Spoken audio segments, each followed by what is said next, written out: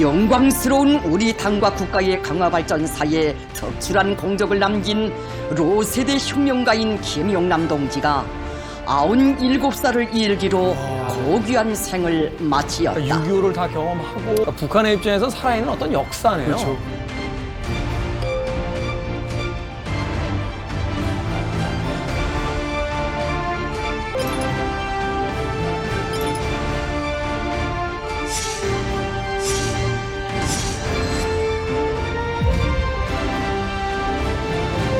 전 세계인의 축제죠. 겨울 축제. 동계올림픽 이탈리아에서 열렸습니다. 네.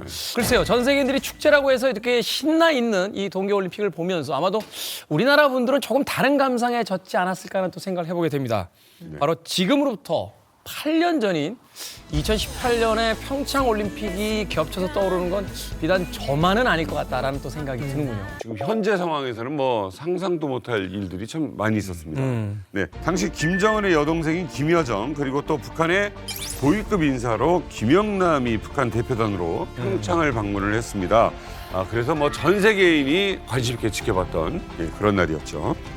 북한 대표단 측에서 김여정이 왔다는 것도 의미가 있는데 그 옆에 그 김영남의 존재가 굉장히 화제가 됐습니다. 특히나 인천공항에서 두 사람이 딱 자리를 놓고 앉으세요. 아니에요. 앉으세요. 이렇게 서로 양보하는 모습이 굉장히 화제가 됐었습니다. 근데 생각해보면 김여정의 나이가 그때 32세예요. 그야말로 새파랗게 어떻게 보면 손녀딸인데 김영남은 90세였단 말이에요. 벌떡 일어나더라고요. 네. 그 김영남이 자리를 양보했다는 점에서 와, 백두혈통의 힘이 이렇게 크구나. 그 생각도 해봤습니다. 북한의 3대 신손이라는 말이 있습니다. 신손? 예, 근데 신손이라는 뜻이 장생불로하는 사람을 가리켜서 신손이라고 하지 않습니까? 네. 그러니까 이 신손이 3명이 있는데 누구냐면 김용남, 그리고 최태복, 양형섭 이 사람들인데 이분들이 다 90세 이상 살았습니다. 우와, 진짜 신선이네요. 예, 총도 안 맞고. 총도 안 맞고. 그리고 또 이 사람들이 대부분 다 최고인민회의와 연관이 있습니다. 한 분은 김용남 위원장은 97세에 사망을 했는데 이 사람은 최고인민회의 상임위원회 위원장을 했고 양형섭 부위원장은 96세에 사망을 했는데 이분도 상임위원회 부위원장을 했습니다. 그리고 93세에 사망한 최태복이라는 비서가 있는데 이 사람은 최고인민회의 의장을 했어요. 그러다 보니까 최고인민회에서는 그 65세 이렇게 되게 되면 이게 아주 그 뭐랄까 올인 사람으로 취급이 됐습니다. 어린 사람. 90살이 있는데 65세 한참 어리죠. 예, 그러다 보니까 외무성에서는 최고인민회의를 가리켜서 상임위원회를 가리켜서 양로원이라고 불렀거든요. 어떡해. 예. 아니 65세가 제일 어리니까 양로원이라고 할 만하죠. 김용남 위원장은 그 재임 기간에 한 번도 형용화를 하지 않은 사람입니다. 그러니까 김씨일가 3대 세습 동안 이 사람이 고장 곧대로 다 한 자리를 지켰던 와. 그런 사람이거든요. 그러니까 한마디로 굴곡도 없었고 대박이다. 반성문 한 번 쓴 적이 없는 예. 겁니다. 그냥 구름 탄 신선으로 계속 있었던 예, 사람. 97세 나이까지. 이야. 대단하다. 이제 북한에서 이제 외교가에 있던 사람들은 대체로 이제 김영남 당시 상임위원장을 한두 번 정도는 이제 만나 보거든요. 김영남 위원장 자체는 이제 북한식 표현으로 하면 이제 오른판도 두드려보고 건너가는 사람이다. 굉장히 그 조심성이 많은 사람이고 김영남 위원장은 이제 얼굴도 상당히 잘생겼고 키도 크고 하다 보니까 한생을 김일성, 김종일 그리고 김정은이 얼굴 마담으로서 이제 대외 활동에 많이 종사했던 그런 사람이라고 말할 수 있어요. 그러네요. 아니 근데 저는 이제 평창에 왔을 때 직접 취재 현장에서 김영남을 봤잖아요. 아까 류현 대사님께서 신선에 비유하셨는데 정말 그런 분위기 있어요. 딱 보면 뭔가 굉장히 나이도 많은데 허리도 안 굽고 꼿꼿하게 말수도 적고 도인이나 신선 풍모가 좀 나요. 김영남이 나이가 1928년생이에요. 일단은 항일 애국자 집안 출신입니다. 그리고 엘리트 코스를 밟았어요. 김일성 종합대학을 나왔고 어디로 유학을 했는지 봤더니 모스크바로 유학을 갔습니다. 예, 거기서 외교학을 전공했고 러시아어와 영어까지 능통했습니다. 그런데 이 우리나라도 마찬가지인데 이 대통령의 연설문을 맡기는 사람은 굉장히 신임하는 사람이거든요. 그렇죠. 북한은 더하죠. 김일성의 연설문을 맡았던 사람이 바로 김영남입니다. 북한에서 김영남의 문장력이 굉장히 출중하다. 라고 정평이 나 있어요. 굉장히 똑똑했던 엘리트였고 1962년에 외무성 부상에 오릅니다. 김영남의 그때 나이가 35세였어요. 그 시절 굉장히 젊은 나이에 와. 외무성 부상에 오르면서 북한의 어떤 권력의 핵심에 있었고요. 김일성, 김정일, 김정은 3대에 걸쳐서 요직에 오르면서 북한 외교관 그 이상으로 승승장구했으니 신선이라 부르면 합니다. 2018년이죠. 김여정과 김영남 방남했을 때 우리 대한민국에 왔을 때가 나이가 90세입니다. 김영남의 나이가 아까 90세예요. 영상에서 봤어요. 예, 대단해요. 근데도 김일성, 김정일, 김정은 이 3대에 걸쳐서 아무튼 거기서 잘 있었습니다. 다 관여를 했고요. 역할을 또 했습니다.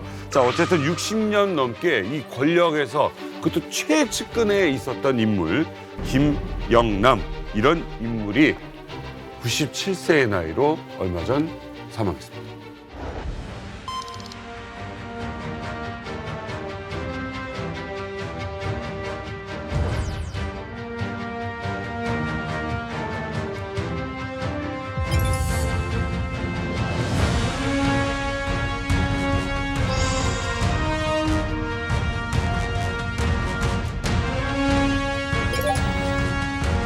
야, 저 옛날에 장신이시네요, 정말. 예쁘고 꼿꼿하고 네. 어떻게 보면은 절대 권력이 3대째로 바뀌는데 김영남 저 분만 그러죠. 계속 그대로. 남아 계셨던 거잖아요.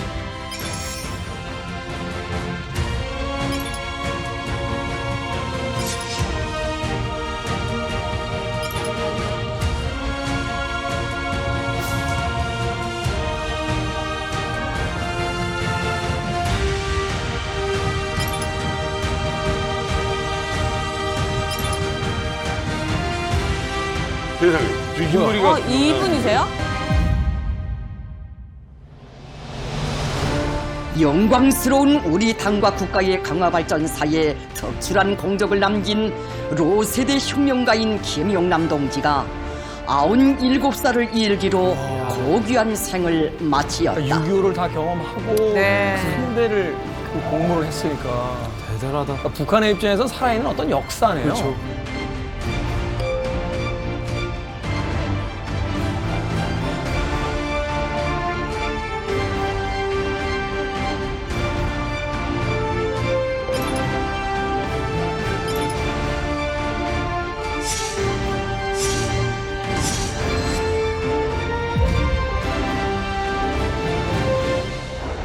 야, 어쨌든 우리 입장에선 이제 우리와 대화 창구의 역할을 했던 이런 원로들이 점점 사라져 간다는 게 한편으로 이제 남북 관계에 있어서의 어떤 물꼬를 트는데 좀 더 힘들어지는 것이 아닌가 하는 또 염려도 좀 생기고요. 그래서 한때 남북 교류의 상징이었던 이 김영남이라는 인물에 대해서 조금 더 궁금해지는 것 같습니다. 그렇죠. 측근 중에서도 가장 사랑받는 후배였던 분을 모셨습니다. 바로 고영환 원장님이십니다. 아유, 안녕하세요. 바쁘셨어요. 그동안 나라 일도 하시고 뭐 이것저것 연구도 하시고 그러냐고. 근데 더 젊어지셔서 그러니까요. 오셨습니다. 저 김영남 위원장이라고 이야기를 하겠는데 저한테는 부총리 겸 외교부 장관이 또 입에 많이 붙어서 제가 외교부 있을 때 같이 동굴아파도 갔었고 소련에도 갔댔고 아프리카에도 갔댔고 중동에도 갔었는데 이 사람처럼 살면 정말 100세까지 살겠구나 하는 생각을 했었는데 정말 3년 못 채우고 가셨는데 진짜 제가 김영남의 통역을 했고 그 후에 이제 김일성 주석의 통역도 프랑스 통역도 했는데 김영남 부총리 당시 부총리하고 다닐 때 제 나이 25.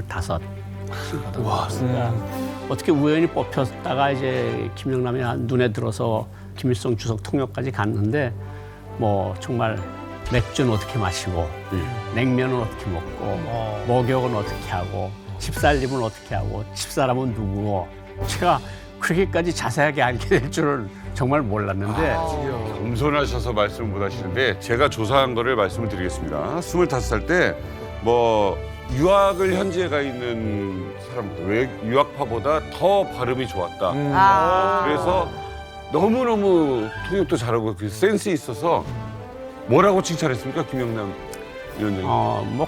그 사람 말 그대로 하면 이놈은 나이가 새파란 놈인데 어떻게 이렇게 사자성어나 속담 같은 거를 그렇게 불어로 잘 넘기냐. 그러니까 이놈은 감정까지 넘길 줄 아는 놈이다. 그래서 내가 이놈을 좋아한다. 그래서 너무 이렇게 좋아하다 나니까 제가 여기로 탈출을 했잖아요. 근데 외교부에서도 아니 김영남이 제일 아끼고 살아가던 외교관이 왜 간 거야? 그래서 뭐 후에 온 후배들 이야기 들어보면 김영남의 김정일한테 전화로 제가 잘못했다, 사람을 잘못 봤다, 내가 배신자를 잘못 봐서 죄송하다 이런 죄송의 말씀을 드렸다, 뭐 이런 말도 하고요. 도대체 이분이 어떻게 3대에 걸쳐서 바뀌지 않고 살아남았을까요? 김영남 위원장은 실제적으로 서열 2위라고 하지만 공식 뭐 서열은 2위라고 하지만 실제적으로 이 사람이 권력을 가지고 있었던 건 아닙니다. 그러니까 북한에서는 권력을 가지고 있다 하게 되면 크게 세 가지를 꼽거든요. 하나는 조직권, 그다음에 인사권, 감사권 이렇게 세 가지 권력을 꼽는데 이 사람은 이게 하나도 없었습니다. 그러니까 상임위원회 위원장임에도 불구하고 이 사람이 차관, 장관을 한 번도 한 명을 임명한 적이 없거든요. 야, 인사. 없으면 인사권이 아예 없는 사람입니다. 예, 이 사람은. 예, 그렇기 때문에 특이하다. 이제 김영남 위원장은 뭐 큰 권력이나 그리고 정치적 야심을 낼 수 있는 그만한 위치에 있지 않은 사람이기 때문에 숙청 대상이 아니었던 거죠. 김영남 위원장 같은 경우는 굉장히 정말 어떻게 보면 아까 말씀하신 것처럼 까탈스러우면서도 좀 남에게 배려심이 굉장히 없는 사람이에요. 자기밖에 모르는 사람이고 저도 이제 김영남 위원장이랑 한 15일 정도, 2주 정도 같이 생활했던 적이 있는데 일반적인 사람들이 사는 삶을 잘 몰라요. 옛날에 북한 외무성에 어떤 얘기가 돌아왔냐면 이제 외교부장 할 때 그 북한 외무성에 그때는 외교부라고 하는데 이제 여자들도 많았거든요. 이제 그 결혼한 여자들, 가정살림하는 여자들도 많았는데 이제 아침에 뭐 이제 밥을 해서 남편 밥 먹여 보내고 애 변도 싸서 보내고 막 이러다 보면 이제 시간이 좀 늦을 때가 많아요. 외교부장이 쭉 정문에 서서 그 왜 자꾸 니네 늦냐라고 물어봤대요. 그러니까 뭐 이렇게 이것저것 하고 하려면 이제 가정부인들이 할 일 정말 많습니다. 먹이고 뭐. 예, 진짜 좀 제대로 출근하기가 어렵습니다. 하니까 아니 그거 뭐 그럴 거 뭐 있어. 아침에 그냥 빵에다가 이제 버터 좀 발라서 그 우유에다 이렇게 해서 먹고 간단하게 이렇게 나오면 되지. 그거 뭘 아침부터 밥하고 뭘 하고 하느라고 시간 낭비할 게 있냐. 어떻게 식빵 먹으면 되지. 그러니까 근데 이제 그분 같은 경우에 집에서 그렇게 해 먹는지 모르겠지만 일반 사람들이 뭐 밥 먹기도 힘든 사람들을 어떻게 그렇게 합니까? 그러니까 그런 하나의 일화를 놓고도 이제 사람들이 굉장히 배려심이 없고 밑에 사람들 어떻게 생활하는지 알려고도 하지 않고 오직 이 사람 머릿속에는 이제 수령님께 또는 장모님께 마지막에 이제 원수님께 어떻게 하면 좀 더 충성을 다해가지고 본인이 입지를 계속 유지하겠냐 이거밖에 생각 안 한 분 같아요. 현실 인식 감각은 뭐 거의 뭐 그 루이 16세 때 마리 앙뚜아네트처럼 아니 그 빵에다 버터 발라 먹으면 되지라고 이야기하는 자체가 조금 황당히 느껴지기도 하고 또 지금까지 이야기해 주신 바를 이렇게 종합을 해보면 이분은 오래 할 수 있었던 이유가 정치 활동을 한 게 아니라 종교 활동을 했기 때문에 사실 어떤 권력을 만들려고 한 게 아니라 종교 활동을 했기 때문에 오래 갈 수 있었다라는 또 생각이 드는데 딱이다 비유가. 그렇죠. 그런데 북한이라는 곳은 나만 잘한다라고 되는 곳이 아니잖아요. 그렇죠. 사실은 이제 주변 사람들이 그 예상 못한 사고를 침으로써 같이 이제 몰락하는 경우들도 생기는데 이분은 어땠습니까? 이 주변 관리 잘 하신 분입니까? 예, 이제 앞에서 이야기한 것처럼 행정간부들은 이제 인사권이 없다 하잖아요. 인사권이 없습니다, 공식적으로. 그렇지만 김영남이 외교부 장관 할 때 강석주, 그 유명한 제네바 회담하던 강석주 제1부부장 그 사람은 인사권을 많이 썼거든요. 할 수 있잖아요, 솔직히. 하려면 하죠. 그럼. 대사 보내는 것도 당연해서 이 사람 대사로 보내는 거 어떻습니까? 좋습니다. 그런 것 자체를 아예 안 했다는 거예요. 추천도 안 하는. 그러니까 그 밑에 있는 사람은 대사 보내고 대사 소환하고 참사관 보내고 하는 걸 다 했어요. 강석주는. 그러면 자기 라인이 안 만들어지잖아요. 뭐 자기 라인은 꼭대기만 있으면 되니까 이 사람. 근데 이 사람이 어느 정도로 그러네. 자기 관리를 잘했는가 하면 외교부 장관 할 때 이제 외교부 장관 서기라고 있어. 서기가 여기로 말하면 비서실장 같은. 비서실장. 예, 비서실장인데 이놈을 똑똑한 놈이니까 이놈을 갖다 쓸게 하면 누구도 말할 사람 없거든요. 나한테 잘 맞는 사람으로. 나한테 잘 맞는 사람. 그러니까 서기도 그렇고 운전기사가 하던 사람이 아파서 들어갔어요. 지인. 그것도 당비서한테 이야기해서 운전기사 중에서 하나 뽑아달라. 자기가 그러니까 안 자기 뽑고? 권한을 아예 안 쓰는 거야. 아, 이거는 최측근 보통 하잖아요. 네, 믿을 보통 만한 추측하는데 이 사람은 그렇게 자기 관리를 했고 자기 관리를 어느 정도로 잘했는가 하면 김영남 아들이 종합대학에 다닐 때 종합대학에서 사건이 생깁니다. 잘 사는 집 애들이 네. 이상한 짓을 해요. 여자 동료 대학생들을 상대로 좀 아주 난잡하고 추잡한 짓을 하는데 이거를 김영남이가 알아요. 김영남이가 어떻게 할게요? 어떻게 했어요? 김영남이가 북한 보고 척지라 그러죠. 벨트 풀라. 벨트 풀어달라 그래가지고 그게 속아 죽이고 이만큼 두꺼워 한 7cm 정도가 되고 두께가 한 2cm 되거든요. 그 군간 벨트가. 그거를 아들을 때립니다. 그래서 그 아들이 다음날 학교에 출교를 못해요. 너무 맞아서요? 너무 맞아서. 너무 맞아서. 그래서 이제 그게 얘가 왜 이렇게 됐냐 하니까 내가 알아서 하겠다 그러고 김정일한테 전화를 들어서 김정일한테 직접 우리 아들 놈이 난잡한 짓을 저지른 아주 나쁜 놈이니까 관리소에 보내서 정신 좀 차리게 해야 되겠습니다. 그때 외교부장이 그렇게 하려고 그렇게 하세요. 그래서 아들이 수용소 갔어요. 그러기까지 자기 자신을 보호를 한 사람이에요. 야. 그래서 아들이 2년 동안 요독 수용소 가서 수용소 생활을 했잖아요. 2년을 요독 수용소에 했었다고요? 요독 수용소에, 정치범 수용소에. 그러니까 그게 전설 같은 이야기처럼 퍼지는 거야. 이게 영화에 많이 나옵니다. 이게 조폭들이 그러니까 누군가가 이렇게 뭐 어쩌고 하잖아요. 그러면 자기 부하 제일 측근을 불러서 뺨을 때려요. 맞아. 부하를 그렇게 때리죠. 그렇게 부하를 때려요. 그러면 저 사람이 아유 이렇게까지야. 맞아요. 이렇게까지야. 그러잖아요. 맞아요. 모든 조폭 영화에 나옵니다. 이렇게 한 거네. 저도 북한에 있을 때 그 김영남 위원장 아들에 대한 이야기를 좀 들었어요. 저기 있어요. 얼마든지 해주십시오. 그때 김영남 위원장이 자기 아들이 문란한 생활을 했다는 것 이외에도 북한 사회에 대한 그런 그 비난 뭐 이런 거를 많이 얘기를 했답니다. 그렇기 때문에 혹시나 이거 정치범으로 또 집안이 멸문지화될 수 있잖아요. 그러다 보니까 먼저 선수를 쳐가지고 김정일이 전화 내려왔던 그 기회에 이제 저 보고를 하면서 자 우리 아들이 이렇게 망나니 짓을 하면서 또 좀 그렇게 하는데 좀 형명화를 해야 될 것 같습니다. 그러니까 아마 자식을 엄하게 했죠. 예, 자식을 아니 오히려 김영남 위원장이 이거 가족이 아예 망할 수 있는 그 길을 미리 막은 거죠. 사실. 이 김영남은 무려 60여 년이 넘는 세월 동안 권력의 중심을 지키면서 이 역사적인 사건 때 어김없이 등장을 했었죠. 그렇죠. 김영남이 이제 우리 한반도 역사에 등장한 여러 가지 이슈 가운데 하나가 뭐냐면 88 서울올림픽 보이콧 운동이요. 그런 것도 있어요? 네. 아시다시피 이제 그 올림픽이 당시에는 동서 진영의 어떻게 보면 경쟁의 도구로 쓰였는데 79년도에 그 소련의 아프가니스탄 침공에 항의를 해가지고 80년도 모스크바 올림픽의 서구권이 다 거의 불참을 합니다. 그럼 또 당한 게 있으면 갚아줘야죠. 그 바로 다음 올림픽인 84 LA 올림픽에 있었어요. 또 대부분에서 동구권 국가들이 또 참가를 안 해요. 근데 양 진영이 서로 이렇게 약간 극한 대립을 하다 보니까 양측이 약간 지친 거예요. 그렇지. 야, 언제까지 우리가 반쪽 올림픽을 할 수가 있냐? 이쯤에서 우리 그냥 손 잡자가 88 올림픽이거든요. 손에 손 잡고. 손에 손 잡고 무조건 막아야 돼요. 북한 입장에서 봤을 때는. 그래서 테러 쪽으로 이제 관심을 돌려가지고 첫 번째 케이스가 뭐였냐면 86 아시안 게임, 서울 아시안 게임 바로 직전에 김포공항에서 이 휴지통 폭탄 테러가 발생을 합니다. 맞아요. 그래가 5명이 사망하고 수십 명이 이제 부상당한 일이 북한 소행으로 이제 밝혀지는데 그 사건 이후에 공항이라든지 이런 지역에서 그 쓰레기통이 사라지지 않습니까? 맞아요. 아니 뭐 비닐로 하고. 비닐로 하는 투명으로. 맞아요. 투명으로. 이게 아니 86때 그랬으면 88년도 그 서울올림픽 때는 더 방해 공작이 심했겠는데요? 그렇죠. 88 서울올림픽이 성공을 한다는 것은 북한 입장에서 봤을 때는 체제 경쟁에서 진다는 걸 전 세계에 선전하는 거예요. 그렇죠. 그래서 북한 측 같은 경우에는 IOC의 당시 사마란치 위원장한테 실제로 협박까지 합니다. 뭐라고요?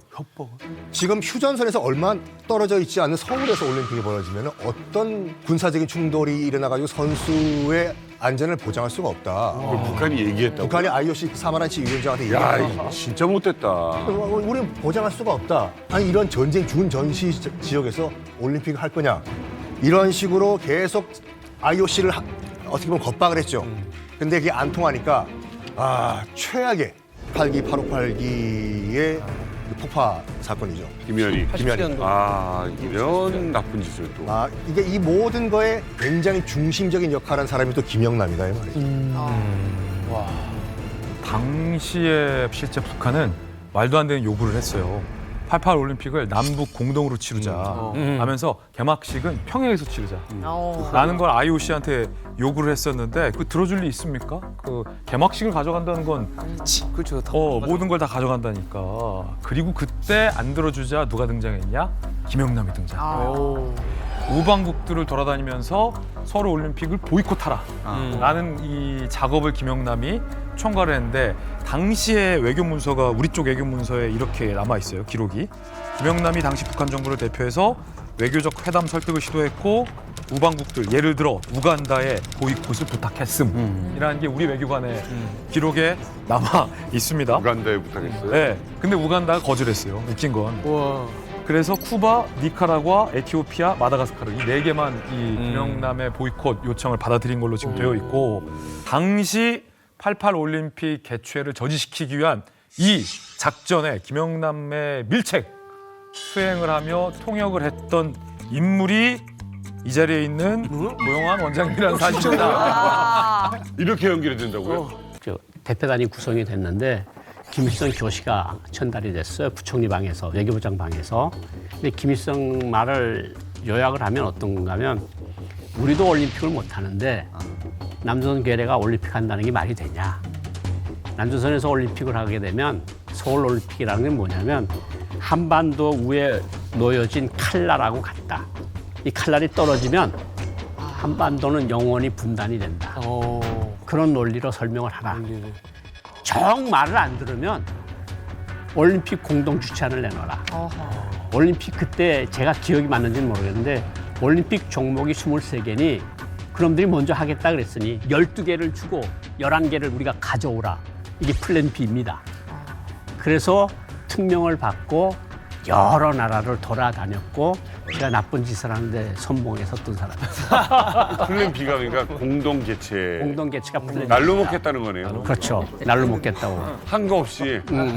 야, 이거 너무했네요. 그런 계획까지 했다고요? 아니, 아까 말씀 중에 올림픽 저지 대표단이라는 말씀하셨어요. 올림픽 유치 대표단 네, 유치가 아니고 저지 대표단 맞아요? 네, 올림픽 서울 올림픽 저지 외교공세 대표단입니다. 공식 명칭이. 근데 진짜 그 마음을 먹을 수가 있나요? 공동 개최라도 같이 하자. 하나도 안 도와주고. 그렇지. 그래서 그때 김영남 외교부장이랑 같이 해서 6명이 같이 다녔는데 그때 이제 최장 기간을 김영남이하고 같이 40일 동안을 돌아다녔는데 그게 87년도 10월, 11월 그 칼기 사건은 11월 달에 일어났고 그래서 돌아다녔는데 제일 중요시했던 나라가 역시 동굴학파의 영향권을 많이 가지고 있던 당시 소비에트 연맹, 소련이죠. 소련에 가서 고르바초프를 만납니다.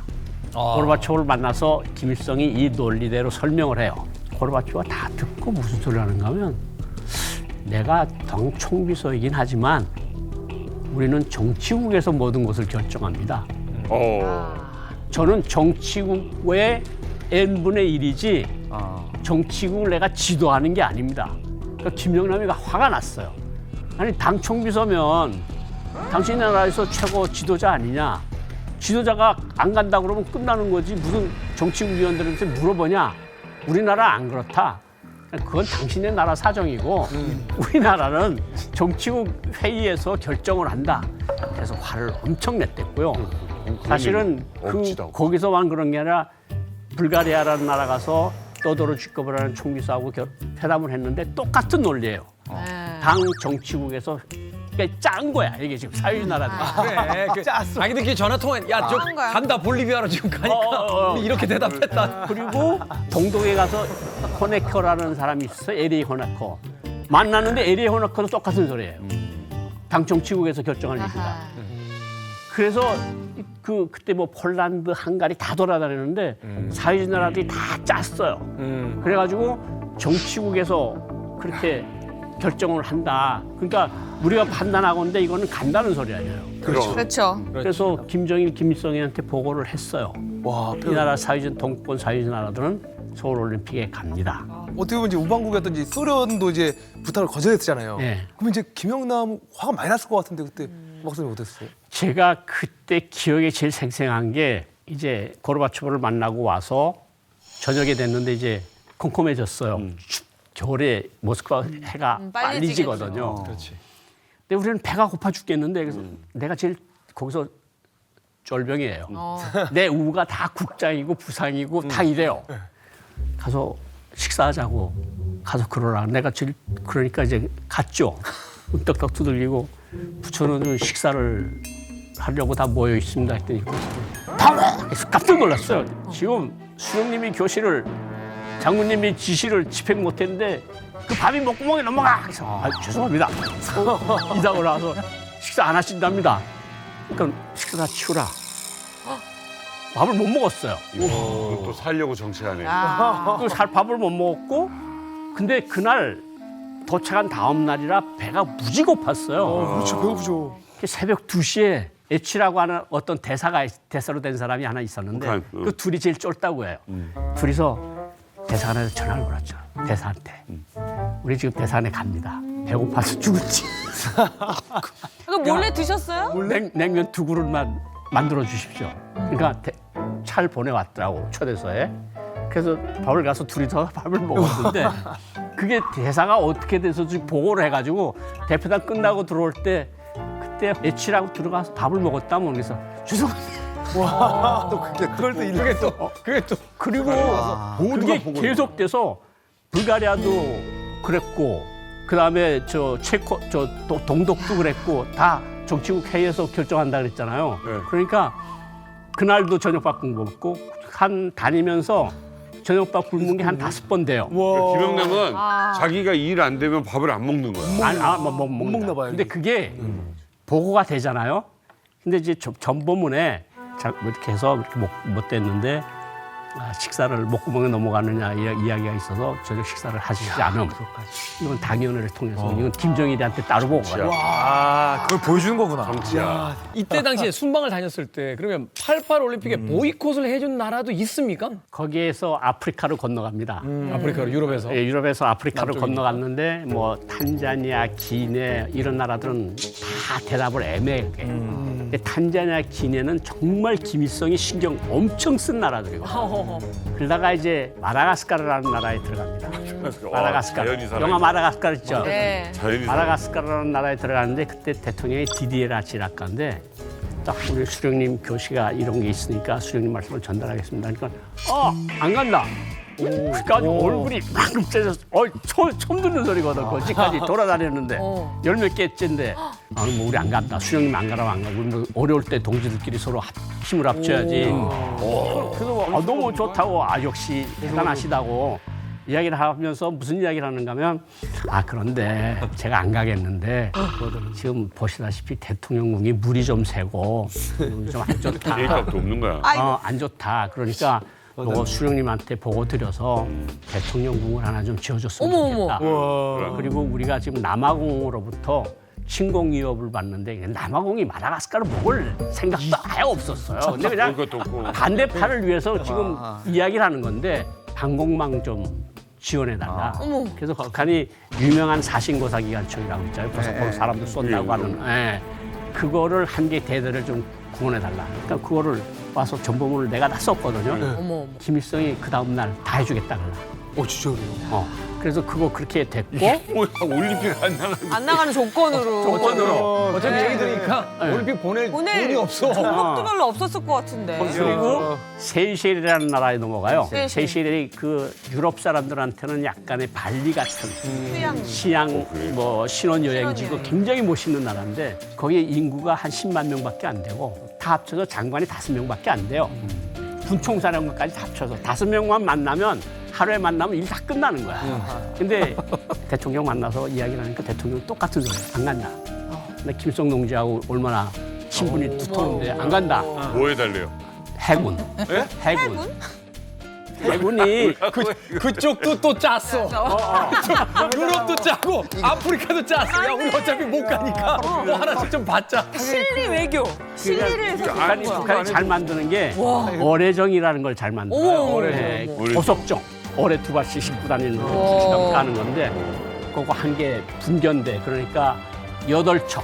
8척을 달라. 그래서 그것도 썼죠. 김일성이 또 오케이 주겠다 그러나. 그래서 주고. 그래서 얼마나 이 기분이 좋은가면 마다가스카르 대통령한테 나는 수령님이 전사로서 용어로 하면 as a soldier of great leader로서 이렇게 이런 말씀을 주고 받을 것에 대해서 너무 영광스럽게 생각한다니까 마다가스카르 대통령이 듣더니 당신이 왜 솔저냐? 부총리고 정치국 위원이고 외교부 장관 아니냐? 근데 솔다라는 게 솔저라는 게 말이 되냐? 그랬더니 우리는 다 같이 수령님과 장군님 앞에서는 다 솔저입니다. 대단하다. 김일성에 이어서 김정일에게도 엄청난 힘을 얻게 됩니다. 그래서인지 김정일 집권기였던 1998년도 급기야 김영남은 최고인민회의 상임위원회 위원장에 선출됩니다. 여기서 북한 헌법을 소개해드릴게요. 최고인민위원회 상임위원장의 직무에 대해서 북한 헌법이 이렇게 규정합니다. 국가를 대표하여 다른 나라 사신의 신임장, 소환장을 접수한다라고 명시되어 있습니다. 국가의 수반, 네네. 국가를 대표한다라는 뜻이에요. 그래서 김영남이 명목상의 국가 수반 자리에 이 순간 오르게 됩니다. 그래서 김정일은 은둔의 권력자잖아요. 그래서 김정일 대신에 정상 외교에 나서면서 북한을 대표하는 얼굴 마담 역할까지 수행했죠. 그 의자 말씀하신 대로 이제 김정일 자체가 굉장히 사람들 앞에 나서기를 굉장히 싫어했대요. 굉장히 싫어하고 그러다 보니까 뭐 국제사회로부터 운둔형 지도자 뭐 이런 그 칭호까지 받았지 않습니까? 그러니까 이제 아까 말씀하신 그 헌법, 그 헌법에 이제 어떻게 명문화되어 있냐면 최고인민회의 상임위원회 위원장은 국가를 대표한다 이렇게 명시되어 있고 그러다 보니까 이 그 대표라는 그 표현 가지고 상임위원장이 굉장히 예민해 있습니다 항상. 근데 웸성에서 이제 통역이 하나 이제 실수해서 굉장히 그 불이익을 당했던 경우가 있는데 우리 그 스페인어 통역을 하다 보니까 뭐 이제 하다 이제 국가대표께서 이렇게 얘기해야 되는데 이제 조선민주공화국 국가 수반이 이렇게 얘기해 버렸어요. 근데 이거 그 자리에서 반박하고 나면 머리를 딱 새기고 있었습니다. 딱 끝난 다음에 이제 나는 국가 대표지 국가 수반이 아니다. 우리나라 국가 수반은 우리 장군입니다. 어떻게 웸성이 이렇게 각성 없는 사람이 있냐. 장군님한테 보고하겠다고 막 난리를 피웠어요. 겨우겨우 말려가지고 이제 김정일한테 보고까지는 안 하고 이제 웸성 단계에서 이제 총하고 넘어갔습니다. 그렇게 예민해요. 국가 수반왕이다. 국가 대표한다. 근데 또 이제 이게 모순적인 게 뭐냐면 해외에 다니면 국가 수반 대우를 받아야 된다고 계속 본인은 주장한단 말이에요. 나는 국가 수반 대우를 받아야 된다. 우리 국가를 대표해서 활동하는 사람이기 때문에 나의 곧 얼굴은 우리 국가의 얼굴이다. 뭐 이래가지고 국가 수반 대우 받겠다고 계속 하니까 밑에 외교관들이 굉장히 힘든 겁니다. 이제 또 재미난 얘기가 하나 있는데 지금 알제리에서 참사하고 있는 박윤남이라고 하는 분이 있어요. 그분이 상임위원장 그 아프리카 순방할 때마다 계속 이제 그 유행 일정 짜는 분인데 이 돈이 엄청 소비된단 말이에요. 그러니까 이 예산은 작지 계속 상임위원장 일등소 퍼스트 클래스 태워야지 하니까 아프리카 같은 데는 이제 조그만 나라들 같은 경우는 비행기가 작은 비행기가 뜨거든요. 어떤 건 진짜 퍼스트 클래스 없는 비행기도 있습니다. 근데 사실 퍼스트 클래스는 있긴 있었는데 그 예산 맞추다 보니까 이제 이 박윤남이라는 친구가 상임위원장 동서 이 구간은 퍼스트 클래스가 없습니다. 그러니까 일반석밖에 없어서 일반석 N 앞에 앉혔습니다라고 거짓말을 해버렸어요. 김영남에게? 네, 예산 맞춰야 되니까. 그러니까 김영남이 그렇게 알고 비행기 탔습니다. 탔는데 이제 이 옆에 한국 여자분이 탔어요. 아이고야. 거기서 문제가 생겼죠. 이제 한국 여자분이 이제 상임위원장 보고 이제 영광입니다. TV에서만 보시던 분을 여기서 봐서 막 영광입니다 이렇게 얘기를 하다가 이제 그때 상임위원장님은 저쪽에 이제 국가 수반급인데 이제 앞에 퍼스트 클래스 나가셔야지 왜 여기 앉았습니까? 이렇게 된 거예요. 자, 이거 궁금합니다. 거기서 딱 바꾸가 났죠. 그래가지고 이제 그때까지 처음에 뭐 반갑다 어쩌다 얘기하다가 그다음부터 말 한마디도 안 하고 이제 비행기 착륙하자마자 박윤남이 대표단에서 축출을 해버리라고 굉장히 많이 그래서 다시는 그 사람이 상임위원회에 못 들어갔답니다. 그냥 외국인한테 망신했으면 모르겠는데 그 소위 남조선 괴뢰 앞에서 망신했다. 정말 어느 정도로까지 신임을 얻었냐면 아까 우리가 뭐 포레스트 검프와 같다라는 말이 나왔었는데 세상에 2018년에 문재인 전 대통령과의 만남에도 김영남이 있었어요. 근데 그 전에 김영남은 2000년 남북 정상회담 때도 있었습니다. 그때 김대중 대통령과 함께 있었고요. 그 다음에 2007년에 남북 정상회담 때는 또 노무현 전 대통령과 만날 때도 김영남이 옆에 있었어요. 다 있었다고? 네, 그러니까 김대중, 노무현, 문재인 세 명의 대통령을 모두 함께 같이 만난 그런 실세인 거죠. 네, 우리 대통령은 계속 바뀌고 사실은 북한의 지도자들도 계속 바뀌지만 김영남만큼은 계속 그 자리에 있잖아요. 북한 정권의 어떤 상징적인 독보적인 인물이다 이렇게 볼 수 있을 것 같아요. 아니 김영남은 백두혈통을 어떻게 보면 이제 3명을 모셨잖아요. 네. 여기 계신 3분은 그런 김영남을 대선배로 또 모신 거 아니에요? 그렇죠. 요게 이렇게 연결이 됩니다. 지금 과거의 김영남의 최측근에서 있었던 분들 또는 이제 최근의 모습들 예, 근간에 있었던 이야기를 또 이제 두 분이 전해주시겠습니다. 예, 2015년 8월로 기억이 되는데 이때 에집트에서 제2의 수혜주나 준공식이 열렸습니다. 예. 그래서 이제 북한을 초청했는데 국가 대표로 되어 있던 김영남 상임위원회 위원장이 대표단 단장으로 해서 정부 대표단을 이끌고 그게 참가했거든요. 15년에 예, 2015년 8월에.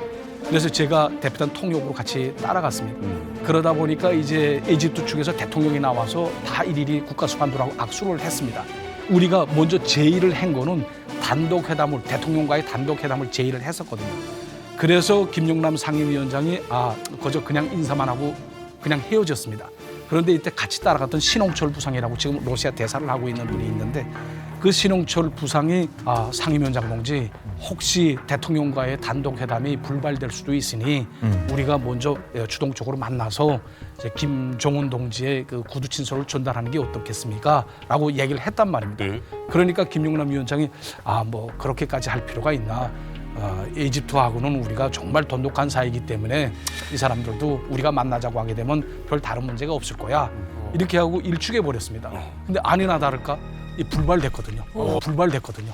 대통령과의 회담이 불발됐습니다. 에집트 내무성에 찾아가서 이거 무조건 좀 해달라고 막 애걸복걸 했거든요. 근데 이 사람들이 하는 말이 뭐냐면 지금 현재 수도에 대통령이 없고 지금 지방 출장 차로 내려가 있기 때문에 대통령을 만날 수 없다. 그러니까 내각 총리라도 만나겠으면 만나라.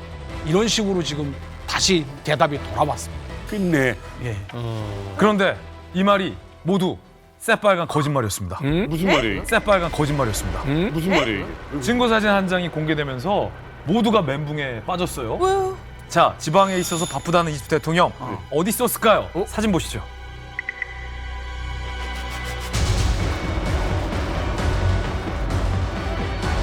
한국에서 날아간 해수부 장관을 만나고 있었어요.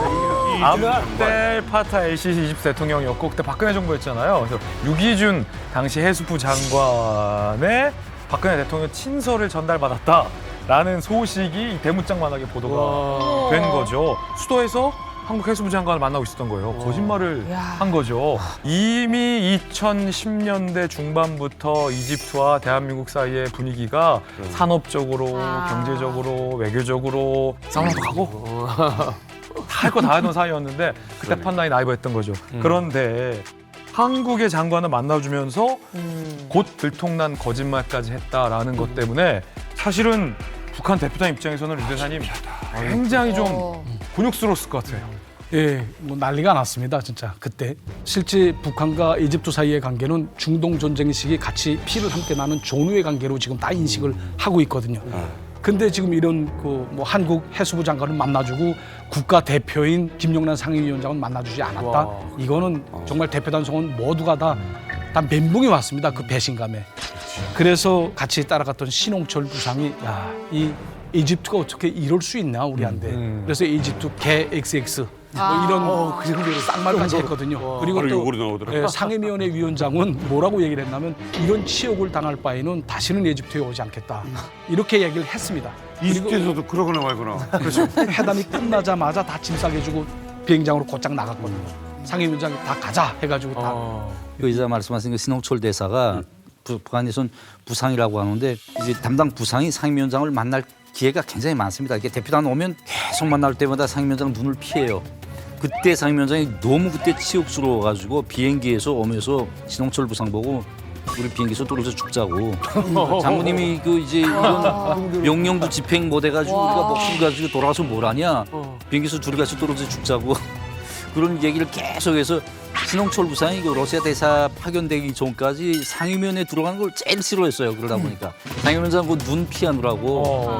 근데 이제 아이고, 사실 엘리트들인데. 대표단으로 이제 갈 때에는 대표단의 활동안에 대한 거를 다 작성을 해서 발언 요강까지 다 작성을 합니다. 예. 그래서 이걸 만들어 가지고 김정은한테 보고를 올려서 비준이 돼야 이걸 떨어지거든요. 그러면 방침을 관철해야 되잖아요. 그런데 대통령을 만나지 못했습니다. 게다가 또 김정은이 전하는 구두 친서도 전달하지 못했어요. 하다 보니까 김용남의 입장에서는 굉장히 자기가 방침을 관철하지 못한 죄인으로 된 겁니다. 네, 그래서 이제 신홍철 부상한테다 뭐 빨리 만나겠고 말아 뭐 이렇게 독촉을 했는데 자기가 어떻게 한다고 해서 만날 수 있는 방법이 없지 않습니까? 그래서 오면서 다시 이걸 왜 못 만난가 하는 원인을 또 보고해서 원래 보내야 되니까 이집트의 대조선 정책에 변화가 왔다. 그렇게 해야지 자기네도 사니까. 뭐 그거 몰랐나 봐. 그래서 이걸 열거를 쭉 해가지고 보고를 했습니다. 그래서 좀 살았거든요. 네, 여기서 이제 가장 좀 궁금해지는 지점은 또 이겁니다. 그러니까 왜 이집트 대통령은 김영남은 안 만났는데 네, 우리나라의 그 해수부 장관은 만났느냐? 그러니까 이게 어떤 구체적인 사안이 있을 거 아니에요. 사실은 뭐 전체적인 뭐 분위기만 변해서 만난다 이런 건 아닐 거고. 아니 사안이 있죠. 수에즈 운하가 공짜입니까? 수에즈 운하는 사용료를 받아요 이집트가. 그래요. 수많은 유조선, 컨테이너선, 상선들 통과하면 사용료를 내지 않습니까? 그럼 예. 이집트가 받아요. 예. 지금 그 수에즈 운하 확장 개통식이잖아요. 예. 이거는 신상품 발표회예요. 그리고 주요 잠재 고객들을 다 부른 상태거든요. 고객들이지. 사십시오, 우리 제품. 북한은 우리 고객들이 싫어하는 국가잖아요. 그리고 거기 이용도 안 해. 북한은 이 잠재 고객의 불청객이에요. 거기다 괜히 사진 찍히면 곤란하기만. 그러니까 이 잠재 고객들, 왜 우리 불청객을 왜 불렀습니까? 우리 갑니다. 라고 하면은 큰일이잖아요. 당연히 안 만나죠. 그렇지. 이집트가 북한의 우방이라는 생각은 굉장히 시대착오적인 게 그게 70년대, 기껏해 80년대 얘기거든요. 70년대 이제 중동 제4차 전쟁 때 북한에서 조종사도 보내주고 교관도 보내주고 했었고 또 이집트에서는 그 스커드 미사일을 보내줘요. 아 그래요? 북한에다가. 그래서 북한이 그거 뜯어가지고 리버스 엔지니어링으로 지금 미사일 개발을 했거든요. 근데 그 후로도 그 고려 링크라 그래서 3G 통신 있잖아요. 그걸 이집트 회사가 가서 해주고 그다음 류경 호텔의 맞다. 외장 공사도 이집트 회사가 해준 거예요. 맞아요. 그러니까 아마 이제 그런 거 생각해가지고 돈독한 우방이라고 생각했던 모양이죠. 근데 문제는 뭐냐면 이미 이제 그런 시대는 지났다. 이집트가 이스라엘하고 싸우던 시대가 아니거든요. 이집트 서방화 돼가지고 이집트가 지금 제일 고심을 기울이는 게 바로 이제 미국과의 동맹 관계를 갖다 계속 유지하려고 하거든요. 그렇게 이미 이제 대세가 좀 변한 거고 게다가 또 자기도 핵 개발해가지고 뭐가 있습니까? 대북 제재가 있기 때문에 이집트로서도 더 이상 뭐 북한과의 관계를 갖는 게 자기한테 이득될 게 하나도 없는 데다가 경제력 차이가 있죠. 기억도 안 나고 이제. 불청객이 온 거예요. 와가지고 뭐 주겠대. 아유 됐어. 가. 그리고 거죠. 그때 당시에 이제 유기준 장관이 제가 직접 그때도 취재했었는데 그냥 해수부 장관, 일개 장관 자격으로 간 게 아니라 대통령 특사 자격으로 갔어요. 그러니까 북한의 국가 수반이 날라왔고 한국의 대통령 특사가 왔을 때 이집트 대통령을 누굴 만나는 게 이득이 될까 주판을 굴렸는데 그때 박근혜 정권의 이 친서에 뭐가 담겼냐면 제2 수에즈 운하 확장식에 한국 기업 어디가 구체적으로 참가할 것이다라는 확정적인 의사 표현이 그 안에 담겨 있었거든요. 그러니까 지금 가게 새로 확장해서 새 손님들 지금 막 오픈식 하고 있는데 이 가게 처음 조그맣게 시작할 때 의자 몇 개 사준 그 이후에 계속 막걸리만 먹는 동네 친구가 찾아와서 좀 깽판 치려고 하니까 왜안 불렀어요? 그러니까 왜 이걸 안 왜 안 만나줘? 사장 나오라고 해. 저도 이제 여기서 궁금해지는 게 우리 또 고 원장님 일이 좀 잘못됐을 때는 강제로 좀 단식을 하셨잖아요. 맞아. 유 대사님은 그때 강제로 단식 같은 거 굶어야지, 굶어야지. 몇 개 굶어야 되는데. 아니 그때는 뭐 김영남 상임위원장은 굶었어요. 근데 저희는 굶지는 않았습니다. 왜냐하면 잘 굶어. 저희가 이제 떠날 때 귀국하면서 카타르 도하 비행장을 경유를 했었거든요. 근데 아무래도 국가 수반 자격이다 보니까 카타르 정부에다가 VIP 그 라운지를 좀 운영하게 해달라 하고선 각서를 였었습니다. 외교 각서를. 그래서 이 사람들이 승인을 해줘서 이제 VIP 룸을 이용했거든요. 예, 상임위원장이. 근데 VIP 룸을 이용했으니까 상임위원장은 그 안에 들어가 있었고 우리는 라운지 밖에서 이제 쭉 뷔페 형식으로 식사가 쭉 마련돼 있는 거를 뭐 우리야 뭐 대표단 수행원으로 따라갔기 때문에 크게 잘못이 없지 않습니까? 그러니까 그게 안 먹은 사람이 안 먹은 사람은 상임위원장하고 신흥철 부장 2명이 안 먹고 나머지 사람들은 다 맛있게 먹었어요. 이쯤 되면 김영남 오면은 오늘 굶겠구나. 10년 전 얘기잖아요, 지금. 그쵸. 지금 이 얘기가. 그러니까 그때 연세가 한 86, 7세. 사실 어떻게 보면 조금 감이 떨어지신 상태였던 것 같아요. 그 외교 관계도 그렇고. 그러네. 어떻게 보면 뭐 이 정도면 대접할 만하지 않아? 라는 생각을 한 것 자체가. 그렇죠. 옛날 생각. 네, 옛날 생각. 옛날 스타일. 그 가장 최근에 이제 한국으로 그 오신 우리 이일규 참사님 가까이서 지켜보신 적 있으시겠죠? 사실 상임위원장을 개인적으로 만난 건 훨씬 이전이에요. 2011년에 쿠바 대사 소환 때 이제 그때 내가 처음 상임위원장 통역을 했습니다. 통역을 하면서 개인적으로 이제 인맥을 맺었는데 가까이에서 이제 같이 동행한 거는 2018년 12월달 이제 멕시코에서 처음으로 좌파 정부가 썼어요. 안드레스 마누엘 로페스 오브라도르라고 하는 대통령이 당선이 됐어요. 이름을 어떻게 외우는 거야? 그래가지고 이 사람이 당선이 돼가지고 이제 북한 김정은을 자기 그 취임식에 초청을 했습니다. 근데 김정은은 그런데 안 가거든요. 그러니까 이제 대신 김영남이 갔어요. 그래서 이제 멕시코에 갔는데 이제 그때 저는 부국장 자격으로 따라갔고 통역은 이제 요자가 이제 통역으로 갔었어요. 네. 이제 대체로 이제 그 취임식장은 이제 대통령들만 딱 들어오는 구역이에요. 여기는 이제 그 경호 인력, 통역 이런 사람들 못 들어갑니다. 통역도 못 들어가는 못 들어가요. 통역 필요 없고 경호 인력이 못 들어가요. 그건 완벽하게 봉쇄된 구역이다 보니까 이 야단 아닙니까? 나이 90대인데 2018년은 그 사람이 90살일 때란 말이에요. 나이 90대인 사람이 그 대통령들 그렇게 붐비는 속에 혼자 들어가서 누가 푹 잘못 밀쳐서 넘어지기라도 하면 데려갔던 사람들 다 목 내놔야 된단 말입니다. 고관절. 굉장히 그래서 이제 멕시코 측이랑 저 협상을 했죠. 다른 거 다 필요 없고 부관 한 명만 들어가겠다. 그래서 멕시코 측에서 1+1으로 승인이 나왔어요. 승인이 나왔어요. 나왔는데 상임위원장은 다 필요 없고 나는 통역만 있으면 된다 이렇게 된 겁니다.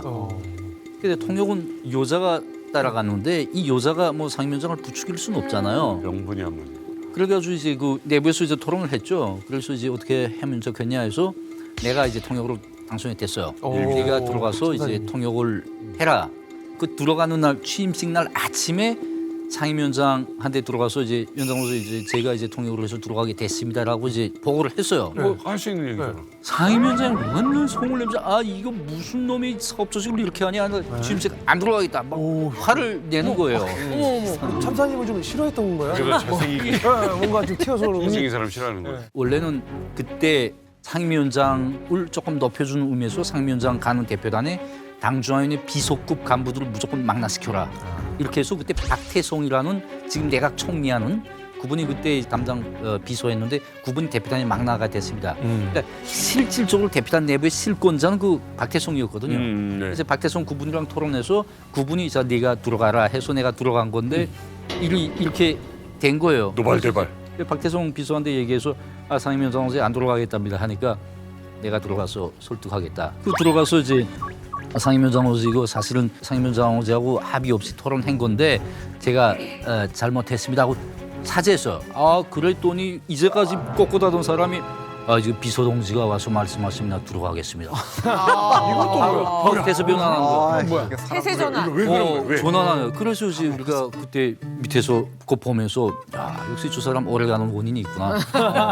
왜? 이 정말 권력 앞에서 머리 이제 낮추는 그 자세. 차세대 권력자인 거예요, 그분이. 당주안의 비서입니다. 근데 이분은 더 높잖아. 아니에요. 실제 당주안의 비서는 실권자거든요. 북한은 노동당 그 이제 중심 시스템 아닙니까? 이건 당인 거야, 노동당. 이건 당이란 말이에요. 당주안의 비서란 말이에요. 예. 그러다 보니까 비서가 그렇게 말씀하시면 내가 같이 들어가겠습니다. 바로 납작 엎드리고 그거 보고 후배지만 저 사람이 진짜 오래가는 그 이유가 있었구나 하는 생각을 그때 했어요. 저뿐이 아니라 대표단 사람들 다 했죠. 후배지만 이 사람이 이렇게 설득할 때는 그럼요. 더 이상 버텼다가는 화가 온다는 걸 직감한 거예요. 그렇지. 권력이니까. 멕시코 대통령 취임식에 단둘이 들어가신 거예요? 그것도 취임식장에 들어가서 해프닝이 또 있었습니다. 그때 일본 대표단이 왔어요. 그때가 한창 어떤 때냐면 그 아베 전 총리가 북한이랑 존재 조건 없는 대화를 계속 하겠다고 주장할 때입니다. 예. 근데 이제 상임위원장이 앉고 난 뒤에 그냥 이제 서 있었죠. 대표단이 왔어요. 와서 나보고 자기네 그 상임위원장 좀 잠깐 만나면 된다. 누구냐? 그러니까 일본이라는 거야. 그 상임위원장한테 그 상임위원장 여기 일본 사람들로 왔는데 상임위원장 좀 만나겠답니다. 근데 일을 잘 못 들어요 상임위원장. 나이가 많다 보니까 잘 못 들어요. 그러니까 뭐라고? 누가 왔어? 예 왔습니다. 뭐라고 그래? 와봤는데 일본 사람인 겁니다. 낯세게 와야 변하더라고요. 그때 한창 그 북한이 대외 정책에서 일본을 배척할 때입니다. 몇 마디 대답도 안 해요. 대답도 안 하고 그때가 딱 뭐냐면 김영남 위원장이 평창 왔다 간다며요. 네. 내가 평창 갔을 때도 니네 그 일본 사람들 와서 말이야 무슨 그 우리 조건부 없는 회담이요 어쩌고 저쩌고 해서 내가 그때 뭐라고 말했냐 이 남이 잔치에 와서 쓸데없는 얘기하지 말고 우리 이 잔치 다 축하해주고 가자 이렇게 얘기했는데 오늘도 또 봐라 이거 멕시코 대통령 그 해서 우리가 기분 좋게 축하해주고 남이 잔치에 와서 무슨 정상회담이고 어떤 그따구 얘기하냐 당장 집어치고 가라고 그렇게 해서 쫓아버렸어요. 그러니까 마지막에 이 일본 그 어떤 사람이 사진이라도 한 장 같이 찍읍시다. 그러니까 사진도 안 찍겠다 그랬어요. 그래서 해피닝으로 끝나고 일본 사람은 갔어. 좀 있는데 또 누가 왔어요. 상임위원장 이거 좀 만나겠다. 이게 누구냐 하니까 우리 한국에서 왔다. 한국 외교부 장관 그때 당시 지금 주미 한국 대사 하시는 강경화. 네, 그때 외교부 장관 하실 때 거기 왔단 말이에요. 와가지고 이제 외교부 장관이 김영남 상임위원장 친분이 있어서 좀 만나겠다 한다. 나는 그때 이거 모를 때니까 야 일본도 배추인데 한국 받아줄까? 상임위원장한테 저기 한국 외교부 장관 왔다는데 만나겠답니다 하니까 인상이 싹 달라져. 어디 있대? 오라는 거야. 그때는 남북 관계 막 좋을 때라면 벌써 김정은이 이거를 읽는 거예요. 그러니까 한국을 만나면 김정은이 좋아한다. 일본을 만나면 싫어한다. 이걸 아는 거예요. 야. 오라 그래. 그래서 왔어요. 근데 이거는 일본 대표단하고 달리 내가 통역할 게 없단 말이에요. 한국말로 소리하다 보니까 난 한 발 물러났죠. 그러니까 얼마나 막 반가워하는지 막 손 이렇게 잡고 얼마 전에 평창에서 만났는데 여기서 보니까 반갑다 하면서 뭐 남북이 힘 합쳐서 통일을 가자. 내가 오늘 만났던 거 우리 김정은 위원장께 꼭 보고 드리겠다 하면 굉장히 반가워할 거다. 뭐 이렇게 막 얘기를 했어요. 그때 그렇게 해서 같이 찍은 사진이 바로 저 사진입니다. 여기에도 이거 하고 가요? 북한 김일성 김정은 옆에 있잖아요. 옆에 이거를 있잖아요. 달고 들어가요. 여기. 그렇죠, 달고 들어가죠. 국가 수반들 자리에도 그걸 달고 들어간다. 이때 이제 사실 일본 대표단은 문전박대를 했지만 강경화 장관 당시 장관하고 저렇게 화기애애할 수밖에 없었던 게 그게 2월에 이제 평창 동계올림픽도 있었지만은 같은 해 9월 평양에서 남북 정상회담이 있었잖아요. 문재인 대통령하고 김정은 위원장이. 그거 한 3달도 안 지난 시점이니까 강경화 장관도 이때 이제 만날 그 필요가 있었던 것 같아요. 김영남 위원장한테 지난번 우리 평양 정상회담에서 그 김정은 위원장 서울로 오기로 했는데 답방하기로 했는데 그거 좀 빨리 좀 말씀드려서 해주시죠. 이렇게 그런 메시지를 전달한 것 같은데 김영남 위원장도 여기서 뭐 상당히 고수잖아요. 본인이 어떻게 거기서 예를 들어서 뭐 우리 위원장 바쁘십니다라든가 이렇게 얘기했다가는 또 최고 존엄의 그 거취에 대해서 네가 임마 뭔데 거기서 얘기하냐니까 기록을 보니까 남북 관계가 잘 되도록 양측이 계속 힘을 합쳐 나갑시다. 또 공장장 말씀하고 그냥 마쳤습니다. 내가 그때 기억에는 이제 김영남 위원장이 그때 그 얘기를 꼭 했어요. 오늘 이제 만난 데 대해서 우리 이거 김정은 동지께 꼭 보고 드리겠다. 그럼 보고해.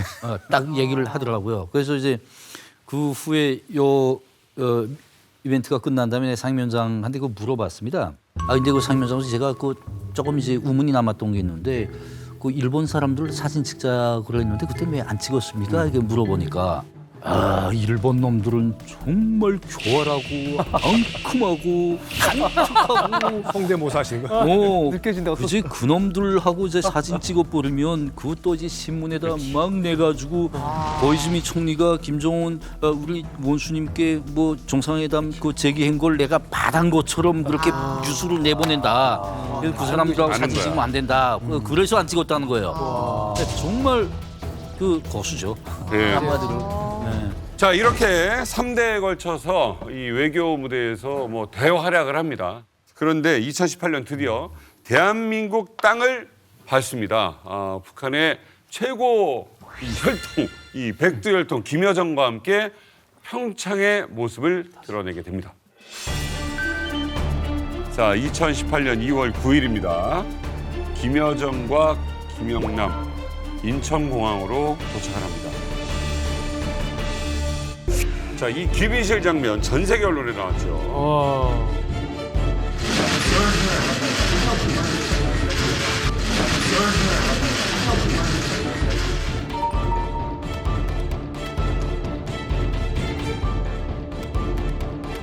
항석에 앉는 걸 두고 김영남이라는 인물이 자리 양보를 하면서 먼저 앉아라.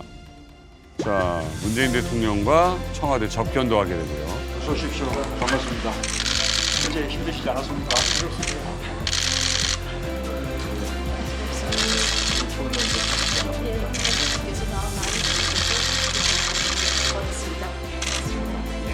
이때까지만 해도 좀 친절하게. 친절했는데.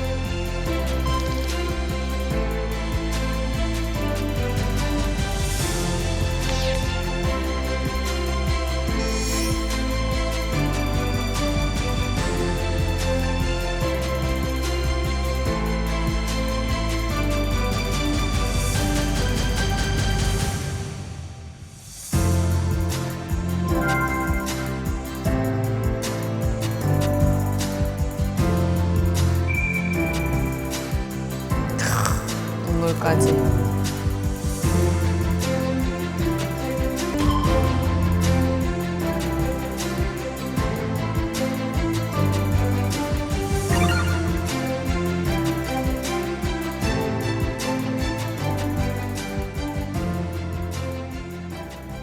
야, 정말 뭐 저 때만 해도 훈풍이 불어서 예, 정말 분위기 좋았고요. 김여정 역시 그때 우리도 뭐 좋은 평을 좀 내놨었어요. 아니 그때 김여정 팬클럽도 있었어요. 아. 국내에서. 맞아요. 그래서 네. 그 이후에 이제 김여정한테 당시 문재인 대통령이 우리나라에 팬클럽이 생겼다라는 덕담까지 건넬 정도로 인기가 되게 좋았죠. 왜냐하면 김영남 막 몇 번을 우는 거 보세요. 예.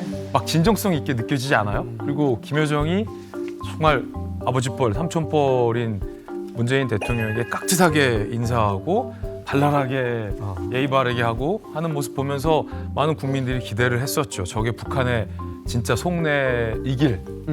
당시에 북한 입장에서도 이 평창 올림픽에 굉장히 공들일 수밖에 없었습니다. 왜냐하면 북한에게 처해진 각종 대북 제재를 한국이 나서서 세계 무대에서 해제해 주는데 도움을 줄 거라고 김정은, 김여정 남매가 기대를 했기 때문에 평창 올림픽에도 김여정과 다른 고위급 간부로 구성된 대표단을 이끌고 김영남이 이제 우리나라를 찾았던 거죠. 그때는 뭐 굉장히 꼿꼿하고 젠틀하고 평화의 상징처럼 김영남도 모습을 연출했었습니다.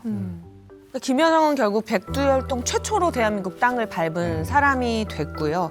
그리고 그 옆에 서 있던 김영남. 그러니까 전 세계 언론이 다 집중을 했는데 저는 그런 생각이 들었어요. 꼬박 30년 전에 88 올림픽은 그렇게 저지하시려고 전 세계를 돌아다니셨던 분이 평창 동계올림픽에는 이렇게 특사로 함께 와서 아무래도 그런 아주 복잡한 감정 때문에 눈물을 흘리셨던 게 아닐까.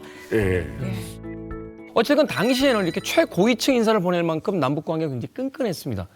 실물을 보셨으니까 당시 북한 외교관도 여러 나라에 흩어져 있었습니다만 이런 것들을 또 체감하실 수 있으셨겠죠? 네, 체감을 했습니다. 제가 그때 당시 쿠웨이트 주재 북한 대사관에서 외교관으로 근무할 그런 때였는데 그때 4월 27일 판문점에서 남북 정상회담이 열렸습니다.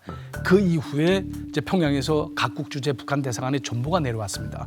전보 지시 내용을 보게 되면 이제 옛날에는 남측 인사들하고 만나게 되면 계속 피했었거든요, 북한 사람들이. 근데 북한 외교관들한테 내려온 지시에 따르면 이제부터는 남북 화해 분위기에 맞게 이제 남측 인사들한테 스스로 모습이 다가가서 그래도 따뜻한 분위기로 대화를 나눠라 이런 지시가 내려왔습니다. 그래서 실제적으로 저희는 그 요네라든가 이런 데 가게 되면 남측에 있는 외교관들을 만나거든요. 뭐 스스로 모습이 다가가서 서로 인사도 나누고 얘기도 하고. 아니 그게 얼마나 하고 싶으셨어요 그 전에 말도 통하는데. 통역이 필요 없는 유일한 근데 이게 까딱 잘못하게 되면 저 불리오 가서 당위원회 보이브에 불리고 가서 왜 만났냐, 만나서 뭘 말했냐 이걸 자꾸 써야 되니까 만나고 싶어도 만날 수가 없죠. 너무 또 웃으면서 얘기해도 안 되겠구나. 예, 웃으면서 얘기해도 또 큰일 납니다. 근데 진짜 뭐 약간 쇼킹했던 장면이 뭐냐면 인천공항 귀빈실에서 일단 우리 통일부 장관도 들어와 있고 이제 김영남도 들어와 있고 김여정이 들어오는데 과연 상석에 누가 앉을 것인가 초미의 관심사였거든요. 당연히 이제 김영남 상임위원장이 이제 앉아야 되겠죠. 원래는. 노인분이시니까 원래는요.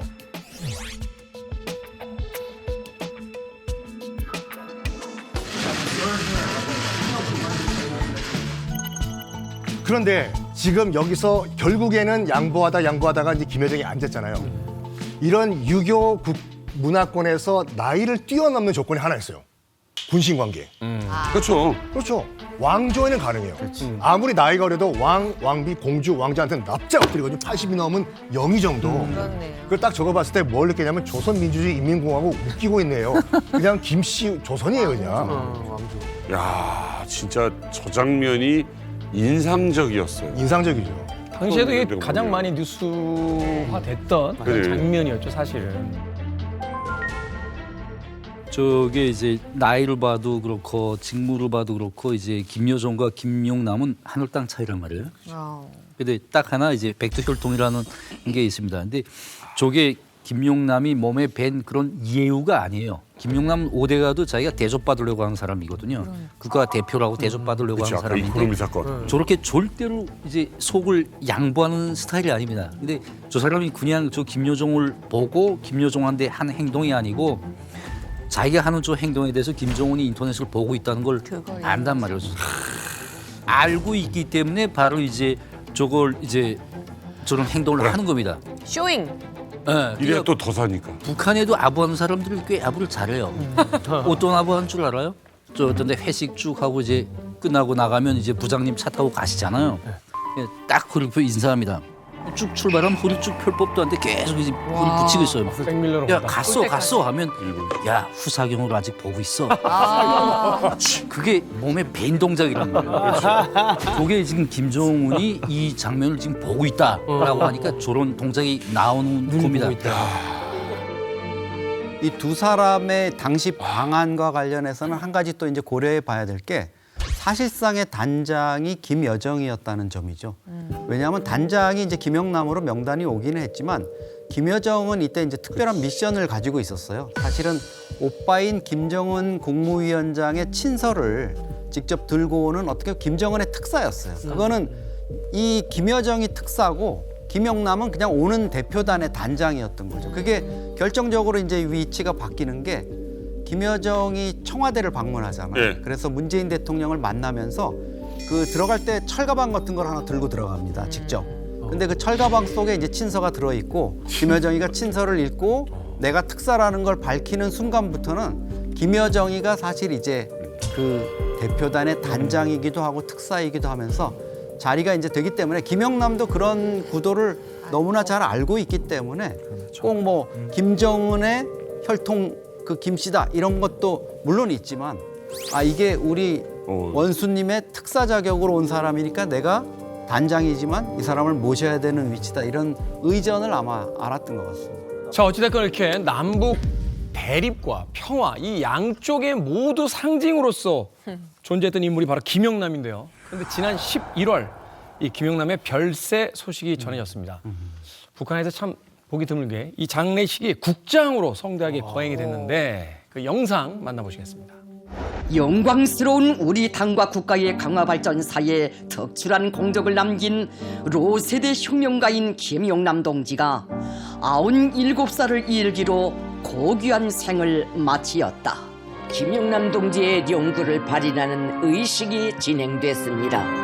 이야, 북한에서 일개 정치인에게 저렇게 국장을 해주는 건 정말 엄청난 거 아닙니까? 조선인민군 용의 위병들이 영구 위에 성스러운 공화국기를 숭엄히 덮었습니다.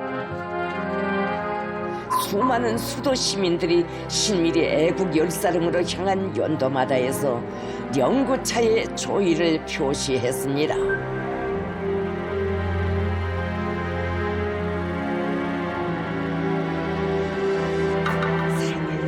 김정은이 직접 나와서. 와. 사이즈가 남다르죠. 엄청나게 예쁘다.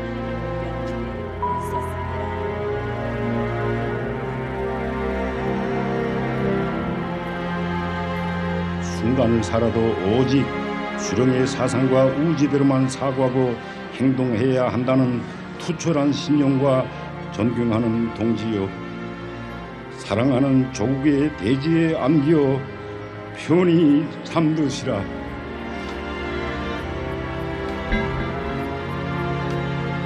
김정은 동지께서는 고 김영남 동지를 추모하여 전체 영결식 참가자들과 함께 묵상하셨습니다. 아니 북한 당국이 이 이른바 국장, 이 국장을 얼마나 신경을 썼느냐. 일단 참석 인물들을 보면은 화면에서 보신 것과 같이 박태성 내각 총리, 그러니까 최령해 지금 바통 이어받았죠. 최고인민회의 상임위원장 다 참석을 했습니다.